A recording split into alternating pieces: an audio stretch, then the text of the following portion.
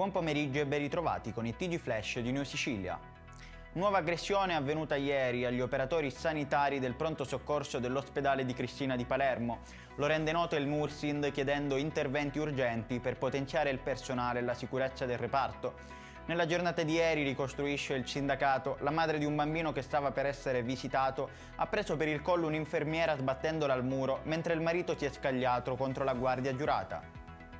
Sono già in circolazione per effettuare i necessari test di esercizio e settaggio i primi 11 bus full electric da 8 metri impiegati nel trasporto pubblico locale nella città di Catania.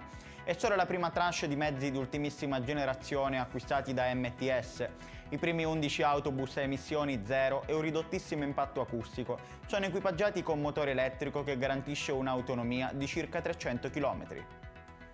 Le foto dimostrano senza bisogno di tanti commenti come si presenta da giorni nelle ore serali l'incrocio via Passo Gravina con via Zacco, totalmente e pericolosamente al buio.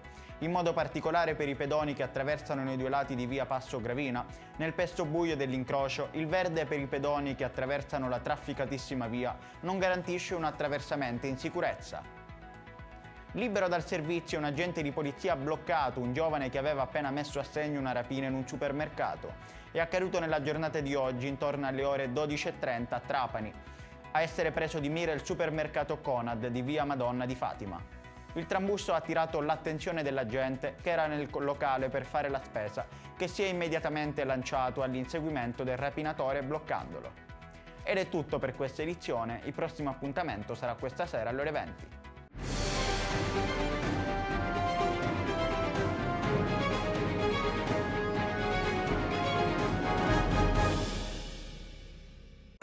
Natale ad Acireale. Dall'8 dicembre all'8 gennaio nel centro storico mercatini, circuito dei presepi d'arte, la casa di Babbo Natale, la pista di pattinaggio sul ghiaccio, concerti musicali nelle chiese, laboratori, il trenino turistico natalizio, oltre a tante iniziative di solidarietà.